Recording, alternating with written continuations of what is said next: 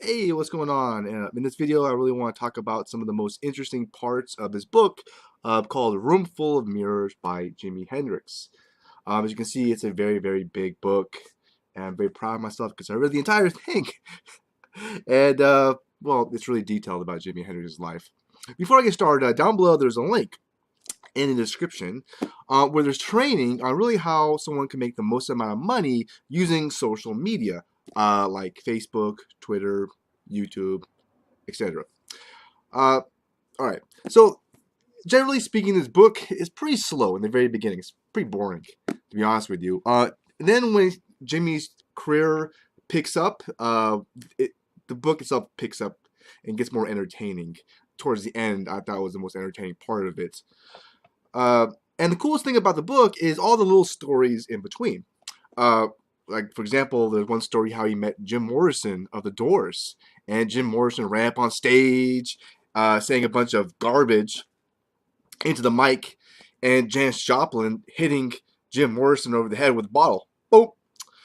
And then Jimi Hendrix actually ran into Jim Morrison again, and he said, "Hey, I want to jump on stage." And Jimi Hendrix was like, "Nah, man, it ain't gonna happen." No, it's not. Interestingly enough, Janis Joplin actually died 3 days after Jimi Hendrix of a heroin overdose, and Jim Morrison 9 months after that of a heart attack. He died. And supposedly Jimi Hendrix had sex with Janis Joplin at the Filmore bathroom when he first got back to the United States after his first trip to England, and that first trip to England really made him famous. And the Filmores in San Francisco, I remember seeing the Red Hot Chili Peppers there one time, a long, long time ago. I used to live over there by San Francisco. All right, well, in the very, very beginning, back in time, Jimmy was broke. I mean, like, super insane broke. His father had 6 fingers on each hand, which is pretty bizarre. And after being caught with a stolen vehicle, well, Jimmy kind of chose the military as a way out. Otherwise, he was facing a long time in jail. And he liked the 101st Airborne.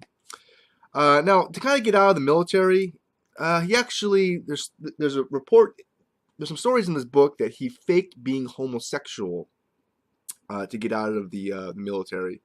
And he started touring over the United States, playing in very small places.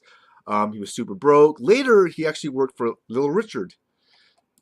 You know, Tutti Frutti, he made that song. And the funny thing is, Little Richard would be wearing all these crazy colors, and the back band where Jimmy worked, they would have to wear black. And he could, one time Jimmy wore like a different color, and you know, Little Richard flipped out, like, nobody's prettier than Little Richard. And at the very end, of course, Jimi Hendrix just wore crazy colors and started soloing, and he got fired. Little Richard didn't like it. So when he went to England, that's how he got famous. In fact, he covered Sgt. Pepper's, which was by the Beatles, with the Beatles there.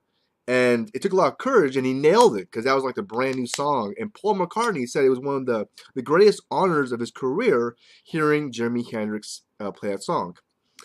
Now, Jimmy broke the guitar one time out of frustration because of the tuning, and the crowd loved it. So guess what he did? He taped it up and kept breaking it. Boom! Even lighting it on fire. Started doing that, you know, to please the crowd.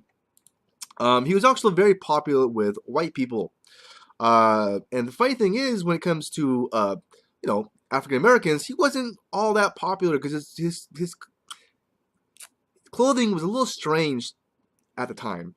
And LSD was somewhat of a white person's drug, and he took a lot of LSD, a ton. He took a lot of drugs, in fact.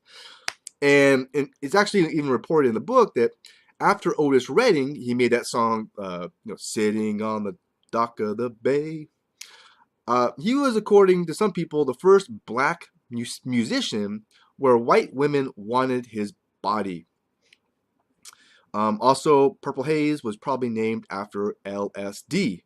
But when he went back to his old high school in Seattle, Garfield High, he said it was named after the colors, which was purple and white.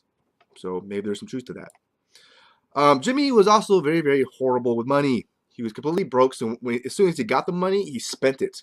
Boom. The first car he got was a very nice Corvette, and he crashed it the first time he got it. He just gave money out left and right. And he also felt trapped by his fame, like he had to play certain songs on stage that he didn't want to play, but because he was known for that, he had to keep entertaining people. He was stuck, always on tour, and sometimes he just wanted to break and he couldn't do it. He felt like he was trapped. And Room Full of Mirrors, which is what the book is named after, was his way to describe what it was like to be a superstar, like a room full of carnival mirrors that made you look big or small or fat. And when it came to the Vietnam War, he was really all over the place, for it, against it, all over it.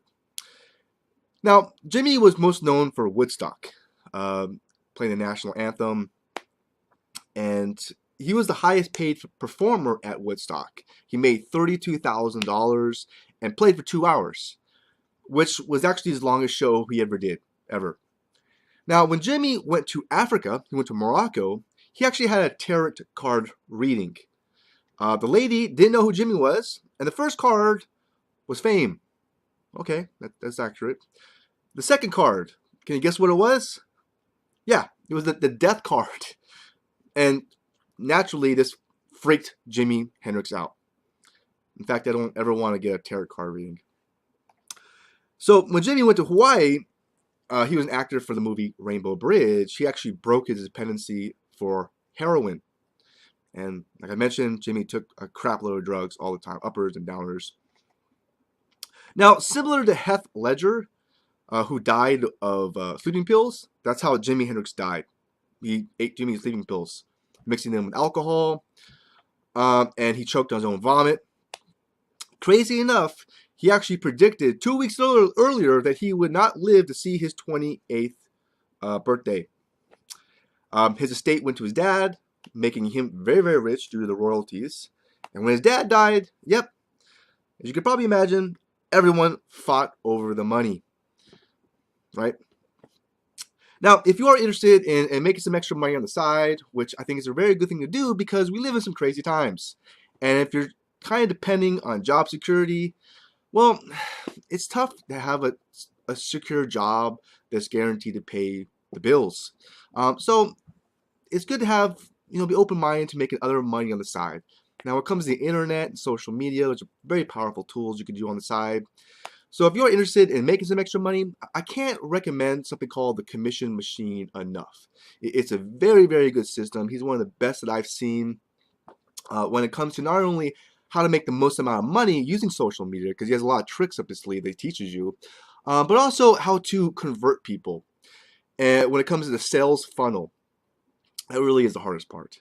And I failed at it for a long period of time. So if you are interested in making some money on the side using social media, just click on that link below. Take action. It's a very, very good system. I can't recommend it enough, okay? I hope this video might have been useful and entertaining some people. And I really do wish you the best. And take care, and bye.